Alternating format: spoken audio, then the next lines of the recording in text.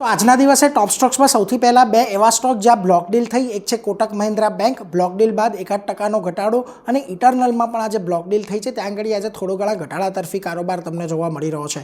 આ ઉપરાંત textile stocks ખાસ કરીને Arvind, Gokaldas Export, Page Industries, Trump ટેરિફને કારણે આજે અહીંયા પર તમને દબાણ જોવા મળી રહ્યું છે, એટલે એના પર એક ફોકસ તમારે ખાસ કરીને રાખવાનું। આ ઉપરાંત આજે જ્યાં પરિણામો આવ્યા એમાં ખાસ કરીને ટ્રેન્ડના પરિણામ સારા હતા। આજે થોડી સામાન્ય તેજી સાથે કારોબાર જોવા મળી રહ્યો છે। તો હીરો મોટોકોર્પના પરિણામ પણ થોડાક સબડ્યુડ રહ્યા હતા, માર્જિન ફ્લેટ હતા, છતાં સ્ટોકમાં આજે સારી તેજી સાથેનો કારોબાર તમને અહીંયા જોવા મળી રહ્યો છે।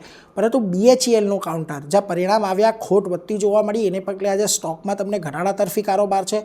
ફોર્ટિસ હેલ્થકેર સારા પરિણામો રહ્યા, ત્યારબાદ તમને આજે અહીંયા તેજી જોવા મળી રહી છે।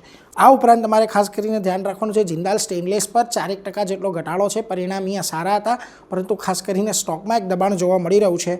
અને GNFCની અંદર તમને પરિણામ બાદ 5%ની મોટી વેચવાલી આવતી જોવા મળી, તો રેઇન ઇન્ડસ્ટ્રીઝના પરિણામ સારા રહેતા આજે 8% પારની તેજી છે। તો આ બધા સ્ટોક પર આજે ખાસ નજર રાખવાની।